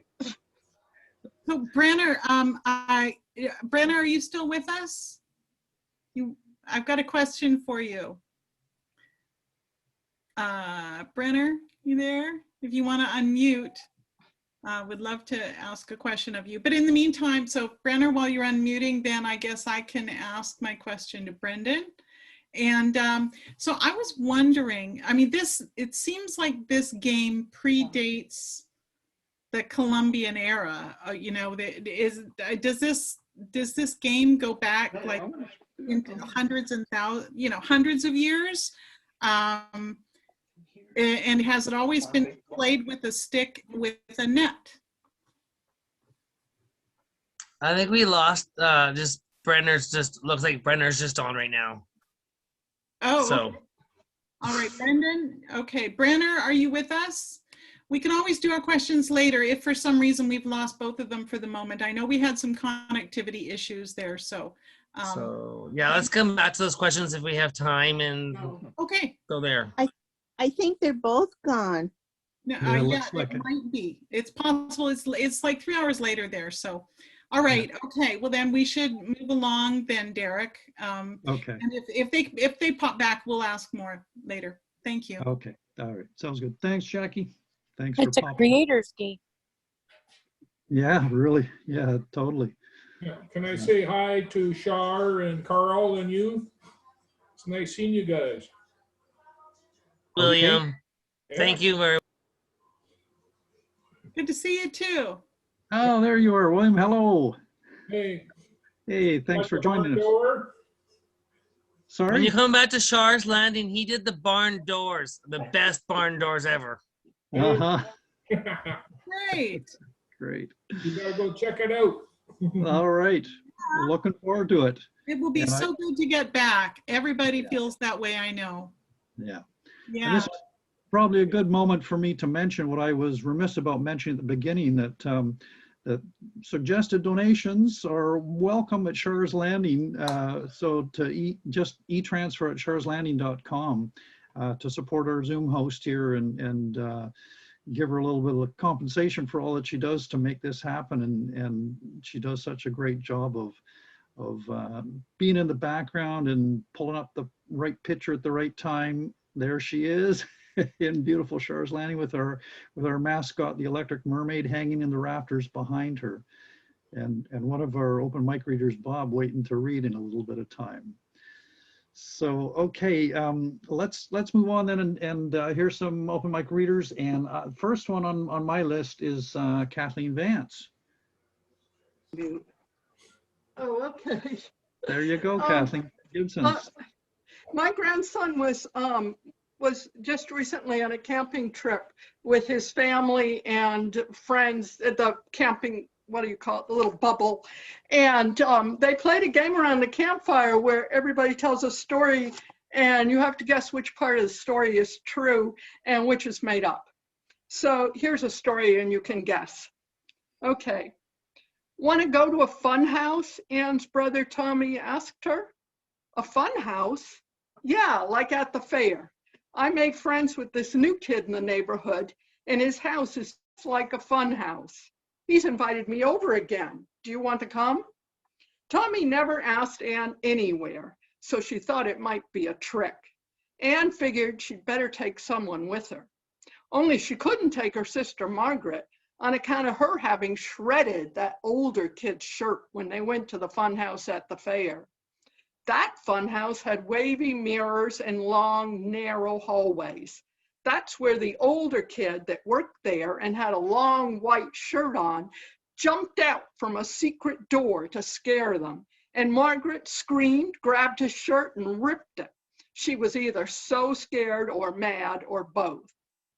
Some adults came and took Margaret and the older kid out, and everything was okay, except Margaret said she was never going into a fun house again, and the older kid said he was quitting that job. So best not bring Margaret, Anne thought. Can Mars come? Yeah, but we got to go now. So off the three of them went. The kid's name was Monroe, and he took them to his room. Anne saw he had a Ferris wheel in the corner that was just like the one she and Tommy made from his Meccano Erector set. It had the same metal pieces that you put together with nuts and bolts. Everything had to be done exactly like in the picture. If the picture showed a piece with 4 holes in it, you couldn't use a piece with 3. If the piece was supposed to be curved, you couldn't use a straight one. If the piece was supposed to go on the inside, you couldn't put it on the outside. And if the picture showed a small bolt, you couldn't use a large one. Tommy gave Anne all the seats to do in the Ferris wheel, and there were 1,000,000 of them. But the trick was on Tommy, because by the time Anne had made all those seats, she could make anything with that set. And it had a motor, so the Ferris wheel actually went around without you turning it by hand. In the other corner of the kids' room, Anne saw the biggest doll she had ever seen, a gigantic Raggedy Ann. That's my sister's, Monroe said. She's not supposed to leave her stuff in my room, but my parents sent her to stay with my grandparents for a while. During school? Tommy and Anne both asked at once. They were only allowed to stay at their grandparents during summer vacation. Yeah, my parents said she needed a rest to get away from this house. You can play with her doll if you want. She won't mind. You can dance with it. She does. It has elastic on its feet. Anne sat on the floor and put the elastic round her sneakers so the doll's feet were attached to the top of her own. Anne started dancing, just a little at first, but then she started spinning around the room. The doll was nearly as tall as Anne, so she could see into its big eyes and huge grin, and Anne thought it looked a little mean. The doll pressed against Anne tighter and tighter and started moving her about in circles faster and faster until Anne got dizzier and dizzier, and the doll wouldn't let her stop. Anne wanted to yell, but no sound would come out. Suddenly, Mars grabbed the doll and threw it into the corner. Hey, yelled Monroe, that's my sister's doll. She'll kill you. She'll kill me if you hurt it. She can have her old doll, Mars said. Let's play cards. They played Snatch the Bundle. Monroe shuffled the deck, put 6 cards face up in the middle, and then dealt everyone 6 cards. When it was a kid's turn, the kid matched a card according to the number, or if it was a king or something like that. And the 2 matched cards then became the kid's bundle and had to be set next to the kid with the top card showing. If the kid couldn't match anything, the kid had to put a card in the middle. When the kids ran out of cards, the dealer dealt more until there were no cards left. The great thing about the game was that if you had a card that matched another kid's bundle, you could take the whole bundle and add it to yours. The kid with the biggest bundle at the end won. Everyone was having fun. And Monroe was happiest because he had the biggest bundle until the very end when the last cards were dealt and Tommy yelled, "Snatch the bundle," and took all of Monroe's cards. Then everything went crazy. The Ferris wheel in the corner started turning. The kids' model cars started going on their own, up the ramp into the garage. Music started and the Jack-in-the-Box popped open and the Jack's head with its giant eyes and wide mouth bounced up and down. The kids' Joe Palooka punching bag started swinging back and forth, and suddenly a freight train with a whistling locomotive and cars filled with coal, animals, and logs, and a caboose with a railroad worker hanging off a little ladder so far back that he was about to be squashed dead, raced on the tracks around Tommy, Mars, Ann, and Monroe. Then Ann saw the doll rise up from the corner and she screamed. The room became quiet. Everything stopped. Tommy whispered to Ann and Mars, "See, I told you it was a fun house." Monroe's father burst into the room like a pop balloon and shouted, "What are you kids doing here? Monroe, I told you, you're not allowed to have kids over, especially when I'm not home. I expect your friends to be gone in 5 minutes." Monroe's father left. Ann and Tommy started to grab their stuff to make a quick getaway, but Mars went up to Monroe, and Ann couldn't believe it. Mars asked Monroe how he was feeling. What a terrible question to ask a kid, Ann thought, especially after all this. Monroe will probably hit her. But instead, the kid started crying and telling Mars how scared he was. That's when the horrible noise started, a noise just like the one the scientists made come out of the black box on Superman, the bad guys used to take over people's minds. Monroe's father came running back in. "Everybody out now," he shouted, and just about shoved them out the door. "Wow, that was fun," said Tommy on the way home. Fun? The kid was scared. That's what he told Mars. Nah, it's a fun house, all tricks. Those cars are the kind you zoom along the floor and the wheels go on their own. Monroe must have flipped the Jack-in-the-Box open, started the train with his foot and the Ferris wheel with his other foot when we weren't looking. And Joe Palooka always pops back on his own. The kid's smart, but no good at snatch the bundle. But what about the doll? Ann asked. It was probably the sister. How do we know she was really at the grandparents' house? The kid might have made that up. What about the horrible noise? Mars wanted to know, but Tommy had an answer. It was the father. Some parents will do anything to get rid of their kids' friends. Tommy, Ann, and Mars never got to go into Monroe's house again. The next time they went by the house, it had boards on the windows, and the yard was all weeds with a barbed wire fence around it and a big wooden "Danger, keep out" sign. Ann's father said scientists had brought special equipment to measure the sounds and tried to find out where they were coming from, but they couldn't find out for sure. The scientists thought it could be electromagnetic waves from deep inside the earth. Ann had seen that movie where the electromagnetic monster magnetized everything on Earth until the good scientists in the suit demagnetized the monster, and the metal ladder that was stuck to the metal wall fell with a huge clang to the floor, and everything went back to normal. But Monroe's house never went back to normal, so the family moved away. The family couldn't sell the house because no one would buy it. But Tommy just said it was a fun house. And Monroe was the smartest kid he'd ever met. A kid who could do everything. The end.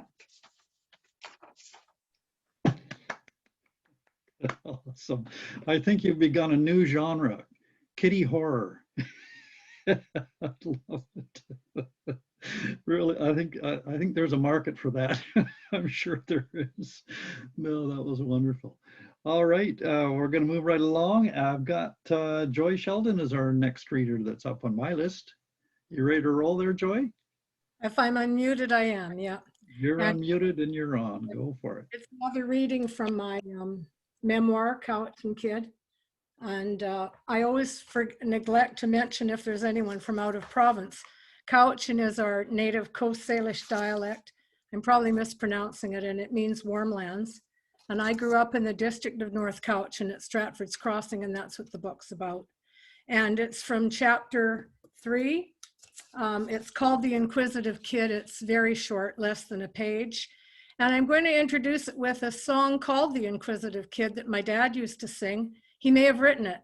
So again, tonight, you need to pretend I'm a middle-aged Brit. I'm a dad riding in a trolley car somewhere in England with a little annoying sidekick.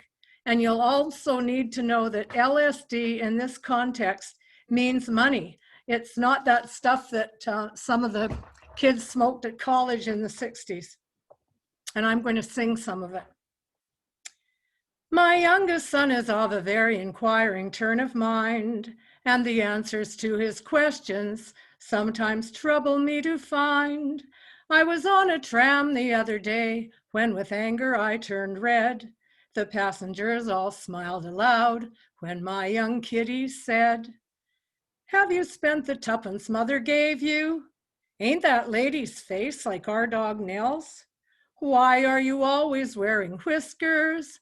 Mother never does, pray daddy tell. Where did mother first discover you, dad? Was it in a Barnum Bailey show? How did you come to be my little daddy?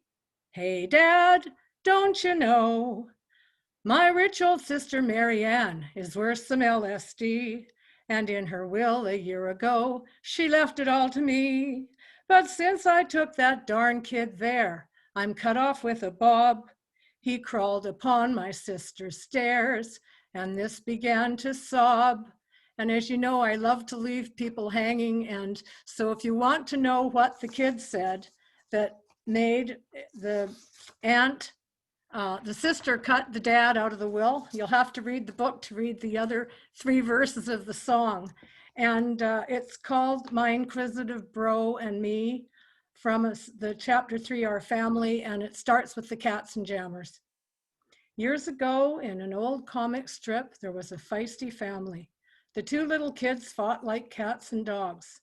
They were called the Cats and Jammer Kids. And there's a picture of the little monsters. This is from my color version of the book. And I think they had made some kind of a rocket sled to probably to torture their parents with. Today, the child therapy experts would be called in to deal with the sibling rivalry. In those days, fighting was viewed as normal. As a matter of fact, if you didn't fight, you were labeled a sissy, read wuss. In the strip, the kids were depicted as whirling dervishes, arms grabbing and legs flailing, a perpetual cloud of dust roiling around them.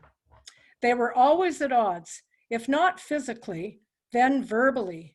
Argue, argue, argue. That was my brother and me. To all this, my elderly, pragmatic father would merely shrug and say, kids will be kids. Nowadays, they'd called in a child and youth mental health worker or a kiddie psychiatrist. I seem to remember the day the fighting finally stopped. I was in grade 11 or 12. Thought myself quite the sophisticated young miss. It was the mid-60s, era of the fancy bouffant hairdos. I had probably spent over half an hour that morning dressing, working on my long, heavily back-combed locks and lacquering my hair with Sudden Beauty hairspray, every hair in place. So were my pristine, unladdered stockings. Nylons, we girls called them in those days. Pantyhose had not yet been invented, so I had hitched them onto my painfully razor-shaven legs with a fancy and time-consuming garter belt. So one fine spring day, out the door I came, not a stray lock, a run, or a wrinkle anywhere, exquisitely coiffed and manicured, loosely full of books and requisite paper lunch bag, all in place. Suddenly, whammo, I'm down on my face in the dewy lawn, school books, lunch bag, purse, and most importantly, my makeup strewn everywhere. I try to get up, an immovable weight across the back of my legs, my brother pinning me down. I squirm and swear.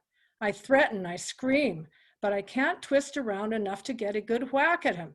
He laughs uproariously, teeth with smart-ass grin gleaming.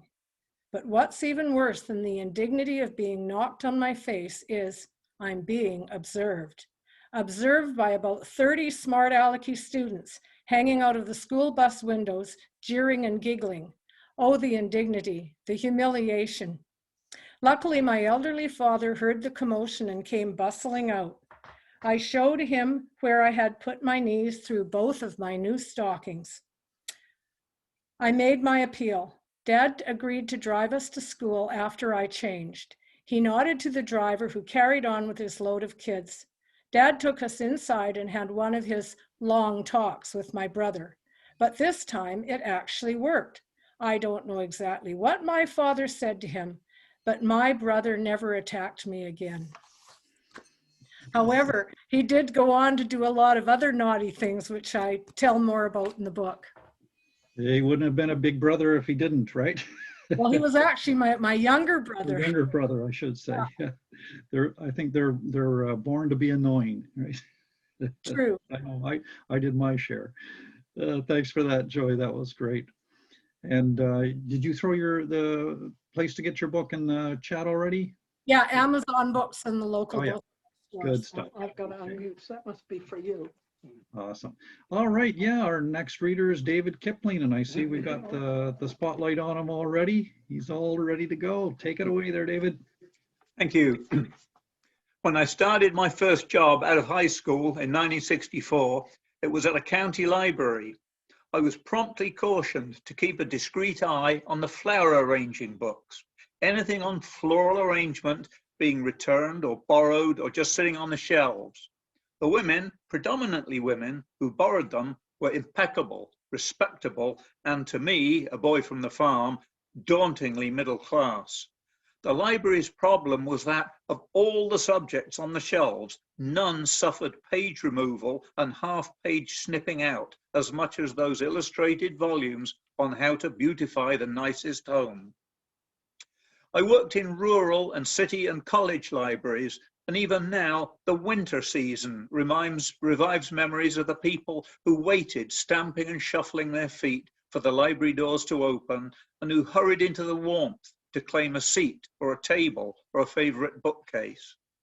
Back then, many older library buildings bore in stone relief the proud words "Free Public Library," and I'm convinced that the word free was both a welcome and a proud statement of citizenship. The very thought was awesome. Anyone and everyone could come in, and they did, including some who could neither read nor write, those who were poor or homeless or mentally estranged, those who led lonely and lost lives, and of course kids playing hooky from school or ducking into safety away from the threats of the street and perhaps the home. But it was their library. One reference library had an ancient newspaper reading room, and a newly appointed community-minded librarian insisted on installing glass partitions and good extractor fans because he understood the local poverty that prevented elderly single people, his daily customers, from keeping themselves and their clothes clean. On one occasion, I watched the ambulance men with a stretcher carrying out the sad blanketed figure of an old man who had died quietly among the newspapers. Sad, yet not without dignity. In one town library in the 60s, the morning routine was to take a large ink roller and black out the horse race results in the daily newspapers. Years later, in another library, shelved behind the librarian's desk but available on request, was The Settler's Handbook, a title that puzzled me. It contained only arithmetical tables and was much sought after by locals who were calculating their bets or checking the accuracy of their bookie's payout. Yes, many librarians did match the old prudish stereotype, yet these same professionals open the doors to everyone. Can I get a library card? Does it cost anything? A teenager once begged me to keep his borrowed books reserved there in the library because his father beat him up whenever he caught him reading. One earnest customer manually typed out his own book of philosophy and paid to have it painstakingly photocopied at some expense. This was 1967, thus creating an edition of just 2 copies. He generously donated one to our library. It was proudly titled What I Think, and we duly shelved it alongside Plato and Kant. Rabbinical students, this East End borough was an Orthodox Jewish neighborhood, worked their way through all 18 volumes of the Talmud, and Miss Margulies came in at 8:30 every single morning to borrow her daily feast of 2 romances. Did you know that romances and westerns were commissioned at about 50,000 words, or 172 pages of text? Because 172 pages of text plus title and end pages entirely fill 18 printer sheets of paper. 172, I beg your pardon, to be folded 3 times. That's what an octavo volume is, sheets folded 3 times. A romance of only 168 pages, though, would still need those 11 sheets, but folding them 3 times would produce a book with 8 wasted blank pages. London's Westminster Public Library had a cardboard sleeve at the counter labelled Buckingham Palace. After all, libraries are for everyone. In my county library job, the travelling van had a cardboard sleeve for Mrs. Martin's farm family, and every Tuesday she came on board with a tray of tea and biscuits for us. And old Jack Hillier would climb in at the same stop and reminisce with the driver, exchanging tall tales about their Second World War experiences, though to my knowledge, Jack never borrowed a book. By the time the doors were closed for the day, women and men and children had hugged their harvest of books to their chests like treasure and taking them home. Job done. I cannot count the number of times people said simply, "Thank you, this is a wonderful library." Well, of course, all libraries are wonderful.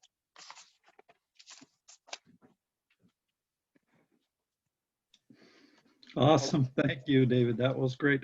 I have a great appreciation for libraries. I mean, my father used to take me to libraries when I was a kid. That was, you know, we didn't buy books. You went to the library every couple of weeks and you got another round of books to take home. And when I used to do fire towers in Alberta, they actually had an arrangement with the library where we could order books and they would mail up. We'd get these big cardboard boxes of books every month when we got the groceries flown in, and you'd send out your next order of books with the other books that you're sending back, and that way they kept us fed all summer. It was fantastic. I mean, yeah, where would we be without those services? There was a lot of the public libraries supplied, in Britain, the Merchant Navy had a library, a kind of circulating libraries among the ships. And we also supplied them to hospital libraries and prison libraries too. So there were a lot of ways out there that you could get to a book without actually going into the public library building. But yes. Fabulous, fabulous. Anyway, thank you for that. All right, and Bill, I'm wondering, did I skip over you? Are you reading tonight? No. Yes.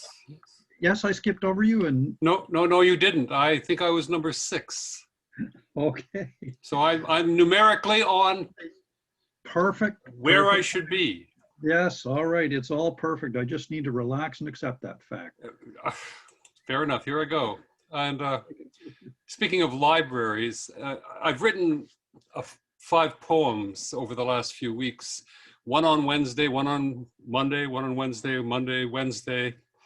And on Mondays, I write what is the creator of it calls a shirenza, which is basically a quartet of haiku, and the first line of the second stanza is taken from the last line of the first. So there's some repetition in there. And I didn't know that I was going to do this over the 2.5 weeks, but the first one was called Kamloops Night, a She-Renza of Despair.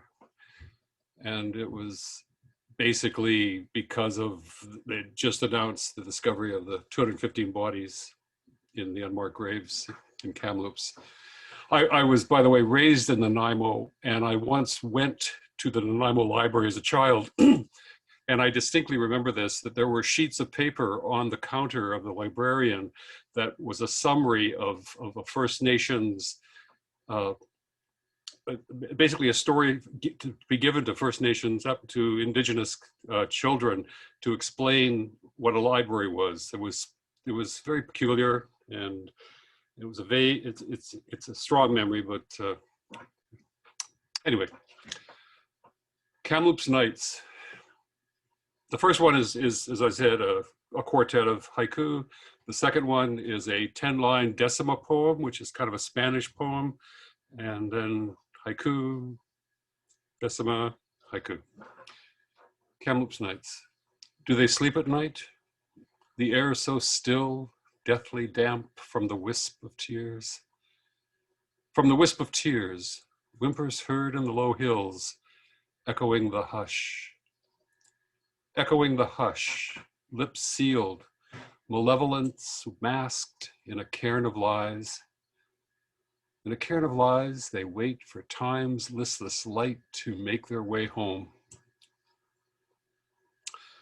The next, Kamloops Nights, we are all. If a child has no words to speak, their language frozen on the tongue, their screams held tight deep in the lung, no loving touch upon their cheek. Is memory all that we seek? Contrite words, decades overdue, across the unmarked graves, the view, the hills, the summer dust, dead earth, cheap soil, as if they had no worth. 215 shoes times 2. Kamloops Nights, endless. We will weep for them, children who could not go home, who wait to be called. Who wait to be called, shorn, tongueless, with joyless eyes, love locked in the earth. Love locked in the earth, forlorn spirits left to cry in the tear-stained soil. In the tear-stained soil, they await resurrection and their journey home. Kamloops Nights, an awakening. It is a shroud foretold in lore. Our every shuttered eye would ache. Our cowards' dreams would not awake the tragic truth that sought to roar. They will not sleep forevermore, for time will seek to resurrect these lost little ones, reconnect remembrance, justice, family, the hearts of those who would not see, who left their moral code in check. Kamloops Nights, and still we seek to know. There is always dust, storms of it swirl in the air and drag my soul down. And drag my soul down, for beneath the earth they lie, their sorrowful bones. Their sorrowful bones stretch from coast to coast to coast, so restless for home. So restless for home are they, are we. All of us wish them safe passage.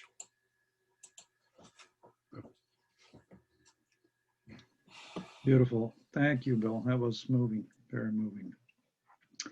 And I think you're right, coast to coast. I know this is not going to be the last series of graves we hear about, unmarked graves.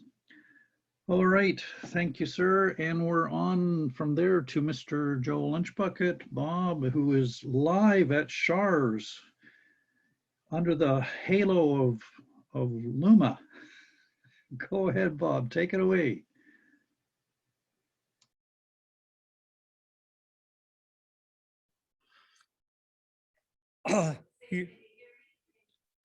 Can you hear me okay? Yeah, you bet. You're good. Go ahead. Okay. Union member. The IWA was a Canadian union, but pension convention wasn't held in Winnipeg, the center of Canada, because nobody wants to holiday there. Futurist. When COVID blows over, will executives have to fund their own holidays because their meetings will no longer have to be held in exotic location hotels and they can just Zoom from home? Armchair politician. If Trump holidays in prison for all his transgressions, will U.S. world reputation suffer? And will future presidents fear to act in U.S. best interests? Republican. Vice President Kamala Harris is negotiating illegal migration with Mexico. If Trump had got in second term, would his wall have kept them out? Democrat. Has Mexico paid for it yet? Canuck. How did Canada invest over $1 billion in Keystone Pipeline without a guarantee that change of government wouldn't stop project? Newsflash. Media labels Putin a killer, and Biden questions if Putin interfered in US election. Red. Putin worked his way up from KGB and may be a killer just like any mafioso. Does ordering hit on spy in London differ from JFK's attempted assassination on Castro and Trump's droning of Iran's general? European. Was Putin's crime against humanity, but covert activity resulting in regime changes are American exceptionalism? Canuck. Did Democrat Omar buck national interest criticizing God's chosen bombing of Palestinians? Joe Lunchbucket. Has she been charged with anti-Semitism yet? Atheist.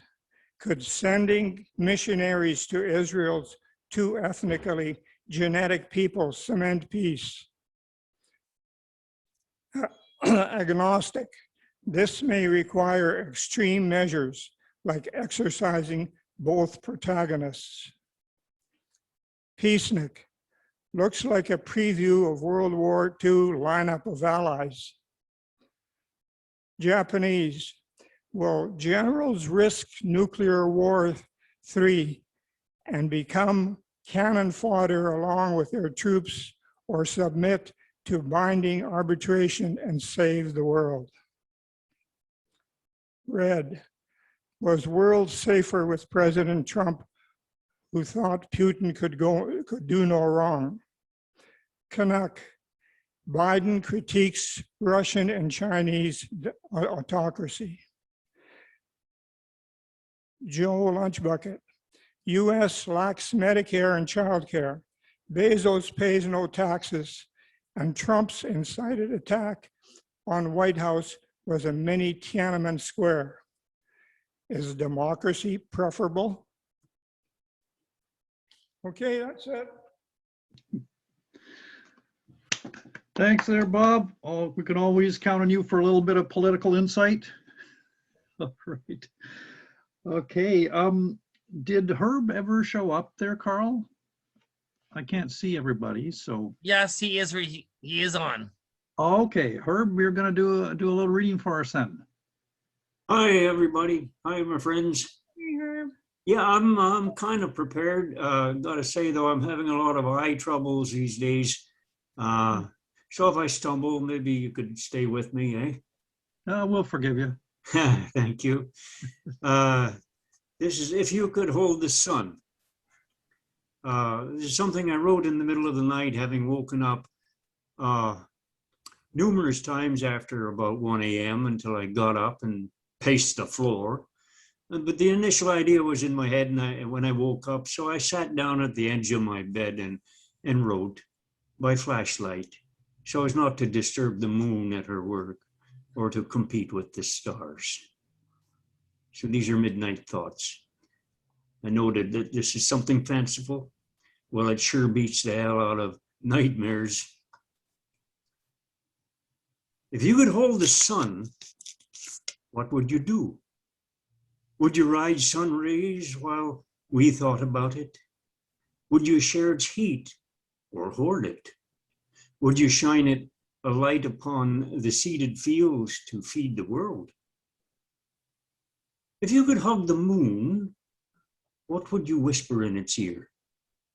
Would you confide your secret fears? Would you ask for favors? Would you pray for special ways, or would you share his moonlight to show the lost people new romances on the night after that special full moon in September? If you could dance among the stars, would you waltz away your time? Or would you shower down upon the people shares of their light to make them twinkle? Would you ride upon the glimmer? Would you ray them all to grant their wishes? Or would you bake them in their favorite dishes? If you could sing sweet harmony with all of heaven's planets, would you join their choir? Would you spin like a top in your very own orbit? Would you conduct them to rain down upon the people charisma of their heavenly vibes to heal all wounds and make peace among all men? And I wrote in the night, if you had all these dreams come true, would you believe in God? Or stand by science, or by a world by chance? For many would say that such universal harmony would make a believer out of you. For such beauty cannot be random. Surely, in the making of man must be a miracle, one way or another, by one means or another. And surely this must make of man a worshipper of something. Fill man with awe. What would you do? Realize his purpose? What would you do? Ask the astronomer who rode with them all, who has hung in the heavens looking down. He is humble. He does not grumble. Would you recognize that which is important? What would you do? And if you were invited into the galaxies, would you slide down the Milky Way? Would you enter into discussions with a big black hole? And would you then come back down to earth and share all that you know and tell us that this wide outer space is filled with love? Would you come home to earth by sliding down the telescopic beam? Or would you stay aloft and hug the sun and ride his sunbeams glow with the moon and spend eternity playing amongst the stars? What would you do? Thank you. Beautiful. If you have time, I have another one here. I think there's time. Go for it. Well, I had it here.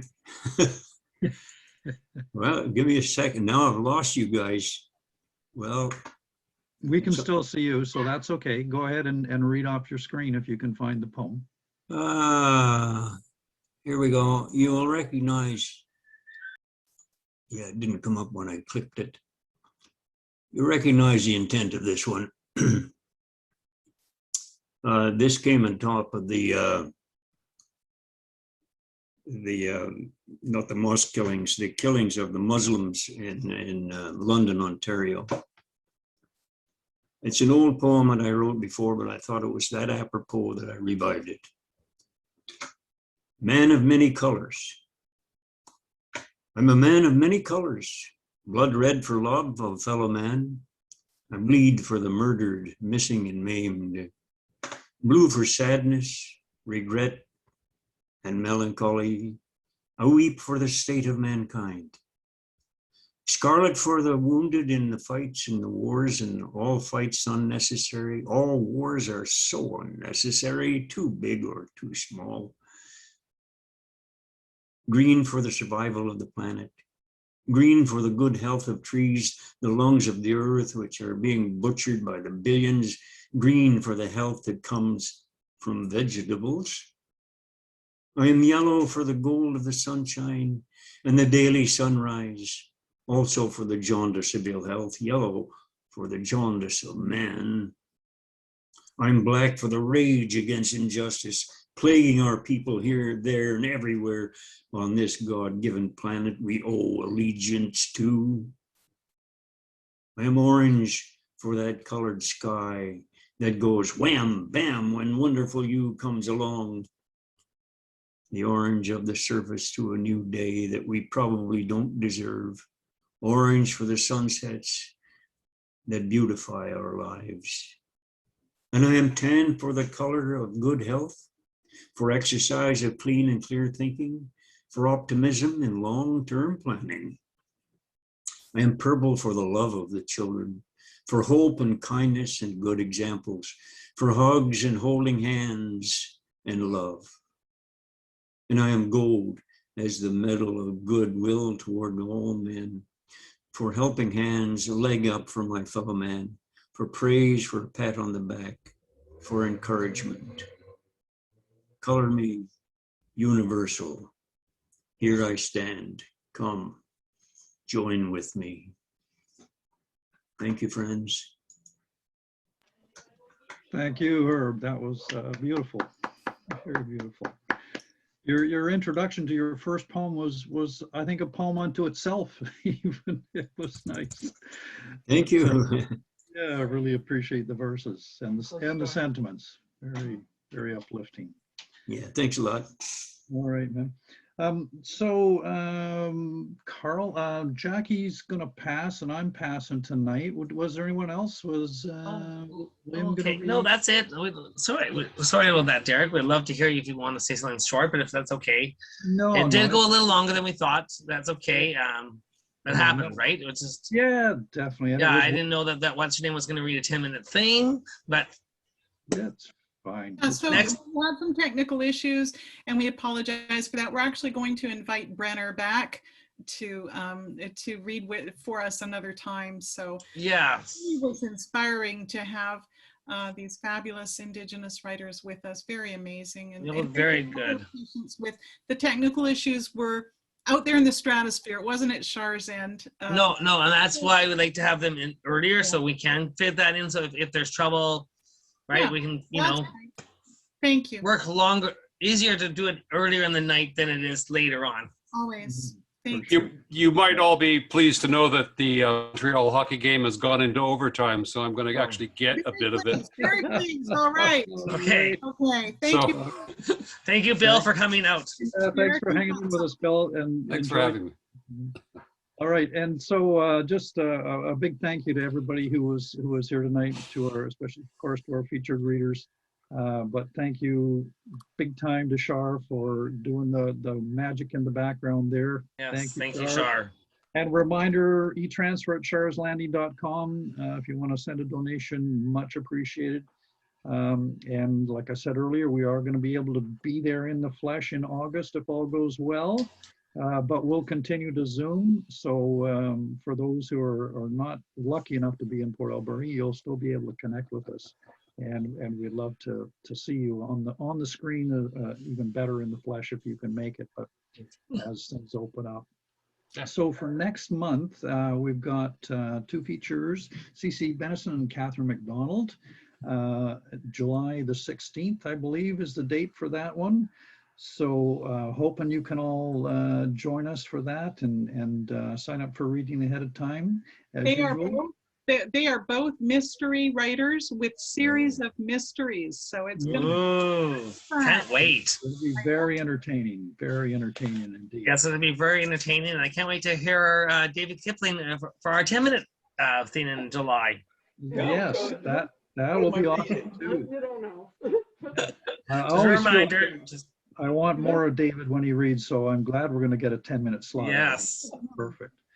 So, and thank you, of course, to our artistic director, Jackie, who also helps to manage things on the fly as we're going, thank God. Yes, thank you, Jackie. And thank you for lining up such great readers and Yes. being so proactive about getting the press releases out there and everything that you do to make this happen.